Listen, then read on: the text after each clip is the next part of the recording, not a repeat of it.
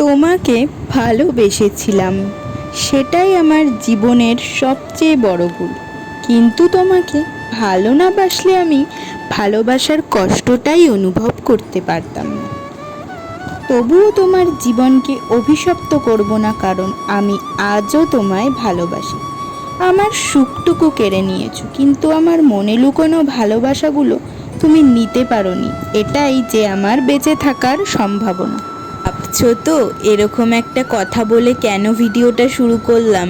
আসলে প্রতিনিয়ত প্রতি সময় এত কষ্ট আঘাত পেতে পেতে সত্যি এক এক সময় এতটাই খারাপ লাগে না, তখন অটোমেটিক মনের ভেতর থেকে নিজের ভাবনাটা ঠিক এইভাবেই বেরিয়ে আসে। কি আর করব বলো বন্ধুরা, এটাই জীবন না, এটাই বাস্তবতার, একেই মেনে নিয়েই আমাদের জীবনে এগোতে হবে।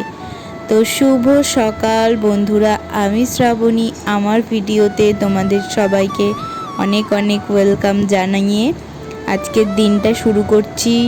কোনো কাজই মন বসছে না, সেভাবে ভিডিও করতে পারছি না, ভিডিওর টাইমও বাড়াতে পারছি না, আরও কমে যাচ্ছে।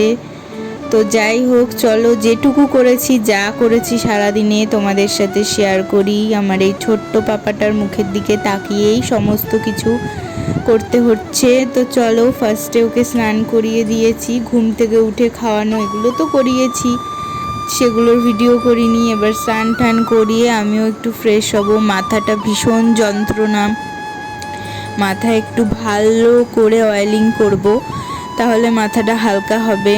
মন মানসিকতা ভালো না থাকলে সেটা তো মানুষের মাথায় গিয়েই চাপটা পড়ে না, তো সেই কারণে একটু মাথাটা ভালো করে অয়েলিং করে নিচ্ছি। এরপর স্নানে যাব। তারপর আর পড়ে থাকলো সেই সব মানুষদের কথা যারা আমায় প্রতিনিয়ত কষ্ট দিচ্ছে, আঘাত করছে, আমাকে ভেঙে দিচ্ছে। তাদের জন্যই হয়তো আজও আমি শক্ত হয়ে আবার উঠে দাঁড়াচ্ছি, এই ভাঙাচোরা আমিটাকেই আবার সুস্থ করে বাঁচিয়ে তুলছি। তো এইভাবেই আমরা প্রতিনিয়ত এগিয়ে চলছি নিজের জীবনের কাছে, বাস্তব পরিস্থিতির কাছে, তাই না বলো? তো বিকেলবেলায় এসেছিলাম একটুখানি রাস্তায় ঘুরতে, গঙ্গার ঘাটে বলতে পারো। তো এই বাস সারাদিনের এই আমার রুটিন। কেমন লাগলো অবশ্যই কমেন্টে জানিও।